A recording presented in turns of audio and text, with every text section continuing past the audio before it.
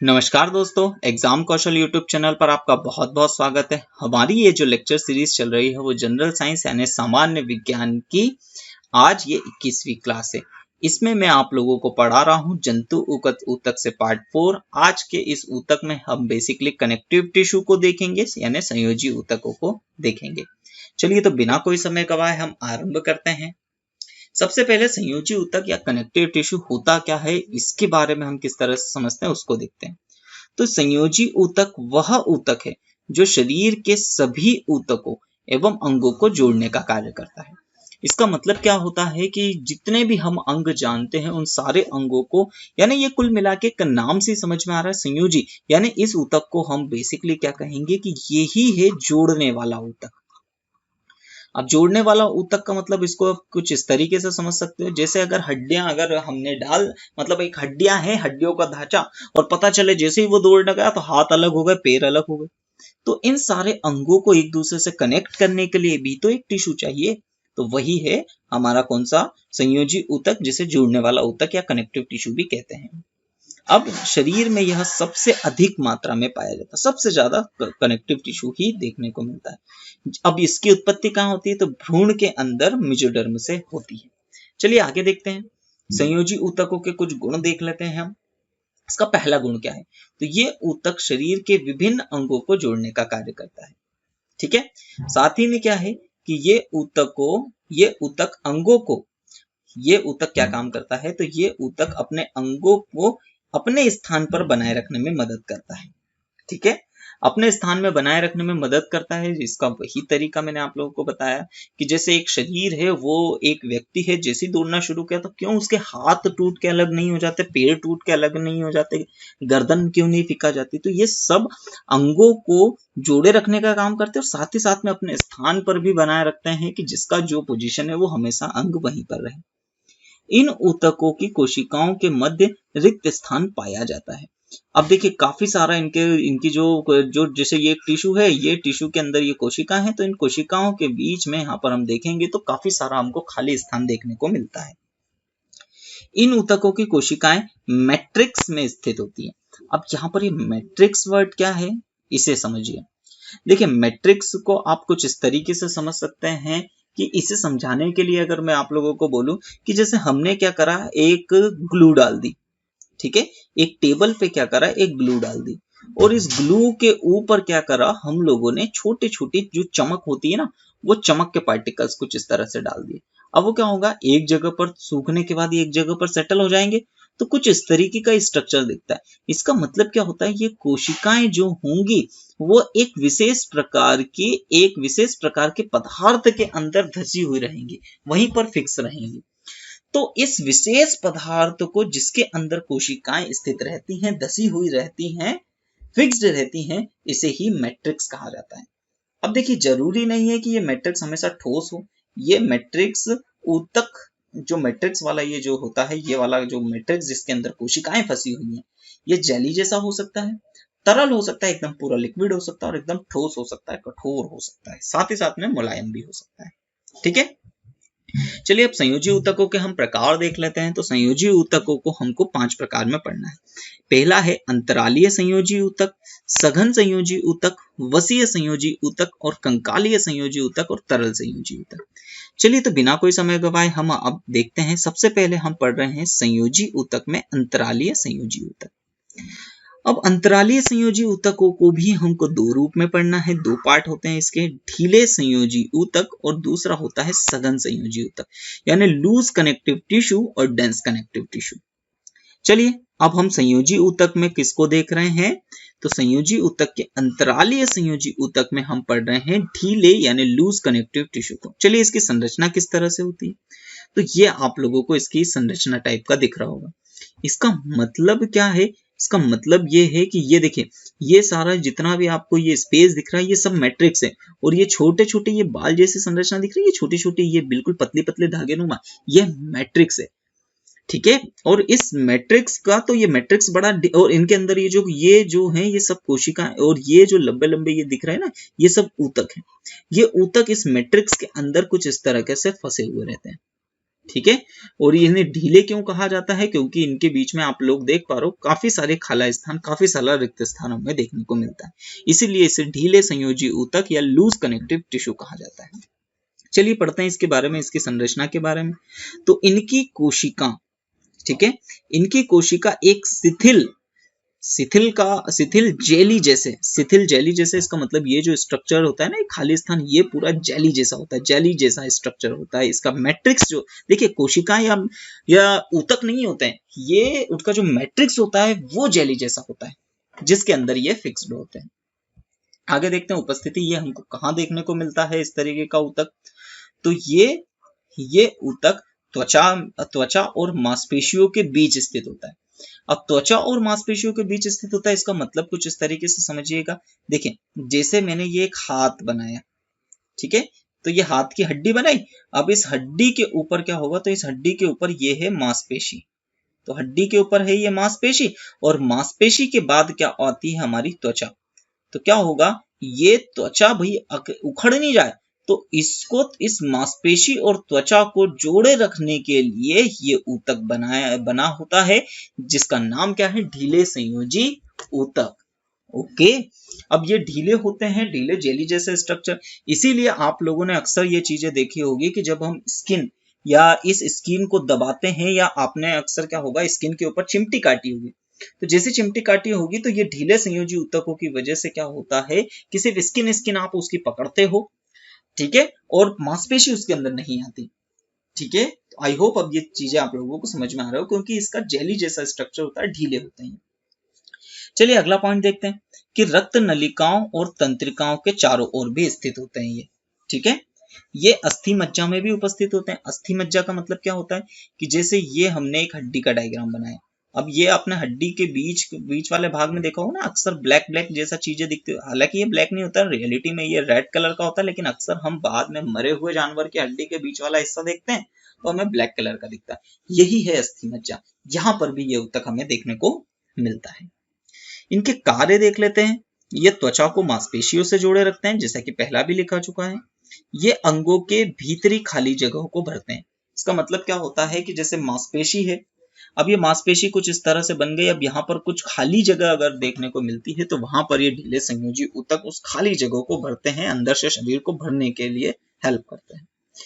तो I hope ये ढीले संयोजी ऊतकों के बारे में आप लोगों को समझ में आया होगा। चलिए अब हम इसका अगला ऊतक देखते हैं, अंतरालीय संयोजी ऊतक के सघन संयोजी ऊतक यानी डेंस कनेक्टिव टिश्यू को। अब डेंस कनेक्टिव टिश्यू ये भी काफी अच्छी तरीके से आप लोगों को बड़े आसानी से समझ में आ जाएगा। देखिए क्या है, तो इनकी कोशिका एक सघन और ठोस मैट्रिक्स में बंद होती है।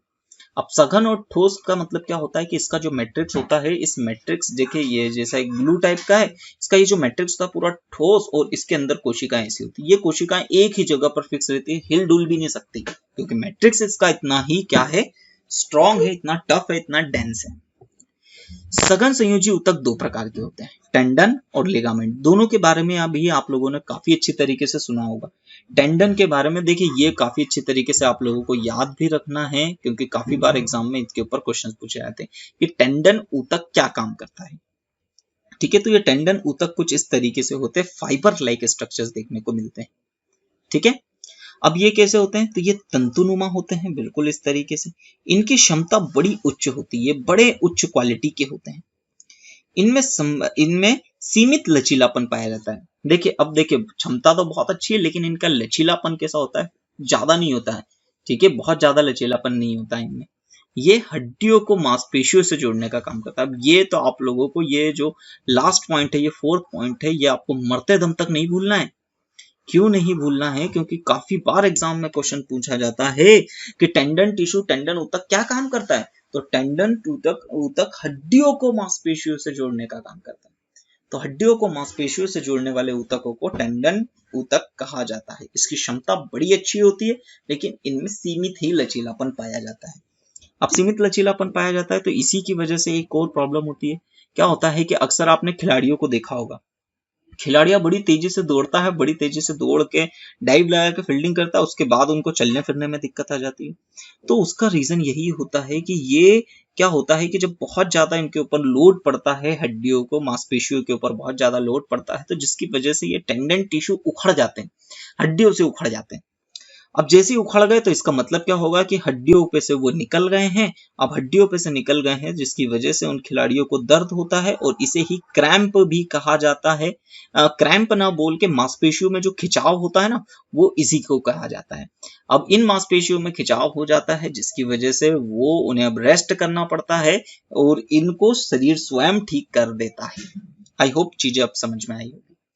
चलिए अगले चीज, टेंडन के बाद हम अगला देखिए, यहाँ पर फिर से गलती से टेंडन ही टाइप हो गया है। यहाँ पर टेंडन की जगह अब कौन सा हम पढ़ रहे हैं, तो ये है लिगामेंट। ठीक है, तो याद रखिएगा। तो लिगामेंट कुछ इस तरीके से, तो लिगामेंट क्या करता है, दो हड्डियों को हड्डियों से जोड़ने वाला ऊतक है। तो इस ऊतक को यहाँ पर देखिए, ये हड्डी है, दूसरी हड्डी है, इस हड्डी को हड्डी से जोड़ने वाले इस ऊतक को क्या कहा जाता है, ये होता है लिगामेंट। तो हड्डियों को हड्डियों से जोड़ने वाले ऊतक को लिगामेंट कहते हैं। चलिए इनकी क्षमता क्या होता है, थोड़ा बेसिकली इनसे थोड़ी सी कम होती है। ये हड्डियों को हड्डियों से जोड़ता है। ये बात आप लोगों को इंपॉर्टेंट थी, काफी इंपॉर्टेंट है, याद रखनी है कि हड्डियों से हड्डियों को जोड़ने वाले ऊतक को लिगामेंट कहते हैं, जबकि हड्डियों को मांसपेशियों से जोड़ने वाले ऊतकों को टेंडन कहते हैं। ठीक है, याद रखिएगा, ये गलत यहाँ पर टाइप हो गया है, यहाँ पर आप इसे इसकी जगह लिगामेंट याद रखिएगा। चलिए बढ़ते हैं संयोजी ऊतक के अगले प्रकार पे, जिसका नाम है वसीय संयोजी ऊतक, यानी इसे डाइपोज कनेक्टिव टिश्यू भी कहा जाता है। अब ये डाइपोज कनेक्टिव टिश्यू देखे दिखने में कुछ इस तरीके से दिखाई देते हैं। इनकी कोशिकाएं कुछ इस तरीके से, इनकी पूरी जो कोशिकाएं होती है वो मुख्यतः किसकी बनी हुई होती है, तो इनकी कोशिकाएं मुख्यतः वशीय अणुओं की बनी हुई होती है। वशीय अणु मतलब इनके अंदर काफी ज्यादा वसा, काफी ज्यादा फैट देखने को मिलता है, फैटी एसिड्स की ये बनी हुई होती है। ठीक है, चलिए इनकी संरचना देखते हैं। तो ये वशीय कोशिकाओं से निर्मित होती है, जैसा कि मैं बता चुका हूं। इनकी कोशिकाएं गोल या अंडाकार होती हैं। चलिए उपस्थिति कहाँ देखने को मिलती है, तो ये हमारी त्वचा के नीचे स्थित, नीचे देखने को मिलती है। अब क्या होता है कि त्वचा के नीचे ही जब ये वशीय संयोजी ऊतक काफी ज्यादा मात्रा में जब इकट्ठे हो जाते हैं, इसके बाद इन्हीं ऊतकों को हम आगे चलकर चर्बी भी कहने लग जाते हैं। ठीक है, और इसी चर्बी की वजह से मोटापा भी हम कहने लग जाते हैं। तो ये सब इसी वशीय संयोजी ऊतकों के कारण होता है। ये आंतरिक अंगों के मध्य में भी पाए जाते हैं। चलिए इनके कार्य, तो ये अंगों को बाहरी आघात से बचाते हैं। ऑब्वियस सी बात है, अब समझ में आ रहा होगा कि जैसे ये स्किन के नीचे ये काफी मोटी परत चर्बी की इकट्ठी हो गई, तो ये एक तरीके से शॉक एब्जॉर्बर का काम करती है, आपको चोट लगने से बचाती है। वसा का संचय करती है, ऑब्वियस सी बात है, नाम से समझ में आ रहा है, वशीय अणु। ठीक है, वसा का संचय करती है। साथ ही साथ में ये ऊष्मा रोधन का कार्य करती है। अब ऊष्मा रोधन का मतलब क्या होता है, तो शरीर की गर्मी को ये बाहर निकलने से रोकती है, शरीर के अंदर ही रखती है। साथ ही साथ में बाहर की ठंड को भी शरीर के अंदर जाने से रोकती है। इसका मतलब ये हम बोल सकते हैं कि ये कुदरती स्वेटर के जैसे काम करती है। इसीलिए अक्सर आपने देखा होगा जी, मोटे लोग होते हैं, मोटे व्यक्ति होते हैं, उनको पतले व्यक्तियों की अपेक्षा कम ठंड लगती है। तो उसका रीजन यही वशीय संयोजी ऊतक या उनके त्वचा के नीचे पाई जाने वाली चर्बी की परत होती है। ये ताप नियंत्रण का भी कार्य करते हैं, ऑब्वियस सी बात है, जैसा कि मैं आप लोगों को बता चुका हूं। अब हम पढ़ रहे हैं संयोजी ऊतक का अगला पार्ट, जिसका नाम है कंकालीय संयोजी ऊतक यानी स्केलेटल कनेक्टिव टिश्यू। अब ये दो प्रकार के होते हैं, एक है उपास्थि और अस्थि। ठीक है, उपास्थि और अस्थि। अब देखिए उपास्थि और अस्थि में बस आप इस तरीके से समझते जाइए। ऐसी हड्डी जो कैसी होती है, ऐसी हड्डी जो हमको देखने पर नर्म दिखती है, नर्म महसूस होती है, उपास्थि, और जो एकदम कठोर होती है, एकदम कड़क होती है, उसे हम अस्थि कहेंगे। ये सिंपल से समझिए, फिर आगे जाके और डिटेलिंग में समझिएगा। चलिए तो हम सबसे पहले उपास्थि यानी कार्टिलेजस बोन को पढ़ते हैं। तो कार्टिलेजस बोन जनरली ये कहाँ पाई जाती है, तो ये दो हड्डियां, ये आप लोग देख पा रहे हो कि ये है अस्थि। ठीक है, मतलब अस्थि का मतलब क्या है कि दो कड़क हड्डी। अब इन दो कड़क हड्डियों को जोड़ते समय इनके बीच में ये वाला स्ट्रक्चर आप लोगों को दिख रहा होगा, ये ब्लू कलर का, यही है उपास्थि। और उपास्थि ये क्या काम करती है, तो ये इन दोनों को जोड़ने का काम करती है। ये थोड़ा सा नर्म होती है, इसी वजह से क्या होता है कि जब कोई इंसान चलता है, दौड़ता है, तो दौड़ने के बाद ये दो हड्डियों को एक दूसरे से, कड़क हड्डियां जो होती है उनको टकराने से बचाती है, क्योंकि बीच का नरम हिस्सा है ये शॉक अब्जॉर्वर का काम करता है। आई होप ये चीजें समझ में आएगी। साथ ही साथ में इसी से जो हमारी नाक की हड्डी होती है, मुड़ने वाली कान की जो हड्डी होती है, कैसे इस तरीके से बड़े आराम से मुड़ जाती है बिना टूटे, तो ये सब इसी उपास्थि कार्टिलेज की बनी हुई होती है। चलिए इनकी संरचना देख लेते हैं। तो इनकी कोशिकाओं के मध्य बहुत सी खाली स्थान पाया जाता है, बहुत सा खाली जगह। इसी वजह से क्या होता है, ये शॉक अब्जॉर्वर की तरह काम करता है। इनका मैट्रिक्स प्रोटीन और शर्करा का बना होता है। इनका मैट्रिक्स कुछ हद तक लचीला होता है। ठीक है, लचीला मतलब ये काफी ज्यादा मतलब लचीला होने का मतलब आप लोग अब समझ पा रहे होंगे कि स्प्रिंग के जैसे काम करता है। ठीक है, उपास्थि बहुत ही लचीली होती है। ओके, चलिए उपस्थिति, तो ये कहाँ, कान में हमको देखने को मिले, नाक में, ट्रैकिया में आदि में ये हमको देखने को मिलती है। ये हड्डियों के जोड़ों पर भी देखने को मिलती है, और जिससे हड्डियों के जो जोड़ होते हैं वो चिकने भी बने रहते हैं, ताकि हड्डियों के बीच में घर्षण को कम से कम किया जा सके। कार्य इनके देख लेते हैं। तो ये शरीर के विभिन्न अंगों को संयोग एवं लचीलापन प्रदान करते हैं। ठीक है, आई होप अब ये सारी चीजें आप लोगों को काफी अच्छी तरीके से समझ में आई होंगी। अब संयोजी ऊतक का, कंकालीय संयोजी ऊतक में हम देख रहे हैं अब किसको, अस्थि यानी बोन्स के बारे में। तो संरचना ये बहुत ही मजबूत होती हैं, इनमें कोई लचीलापन नहीं होता। हड्डियों की कोशिकाएं एक कठोर मैट्रिक्स में धसी हुई होती है। अब सीधी सी बात है, हड्डियों की बात कर रहे हैं तो उसका मैट्रिक्स, जो व्हाइट वाला मैट्रिक्स होता है ना, ये हड्डियां, ये काफी कठोर होता है और इसके बीच में कोशिकाएं फंसी हुई रहती है। यह मैट्रिक्स कैल्शियम और फास्फोरस के यौगिक का बना होता है, जो इनको कठोरता प्रदान करता है। इनके कार्य देख लेते हैं। ये शरीर को आकृति प्रदान करता है। ठीक है, हड्डियों की ही वजह से हमारे शरीर की आकृति एक निश्चित आकृति रहती है। यह शरीर के विभिन्न अंगों जैसे मस्तिष्क, हृदय, फेफड़े आदि को सुरक्षा प्रदान करने का भी काम करता है।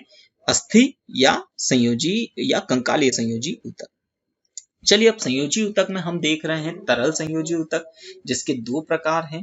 दो प्रकार कौन कौन से हैं, एक है रक्त और दूसरा है लसिका, यानी ब्लड और लिम्फ के बारे में हम देखते हैं। चलिए तो सबसे पहले हम ब्लड के बारे में देखते हैं। तो संरचना, अब ब्लड की किस तरीके से संरचना होती है, तो ये कोशिका एक तरल संयोजी ऊतक है। इनकी कोशिकाएं जो होती है एक तरल मैट्रिक्स में उपस्थित होती है, जिसे प्लाज्मा कहा जाता है।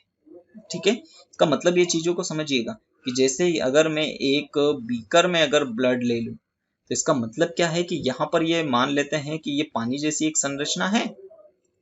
ठीक है, और इसके अंदर ये कोशिकाएं घूमती है। तो ये जो पानी जैसा जो स्ट्रक्चर जो शुरुआत में हमने डाला था, यही वो है मैट्रिक्स, और इसी मैट्रिक्स का नाम हमने रखा है प्लाज्मा।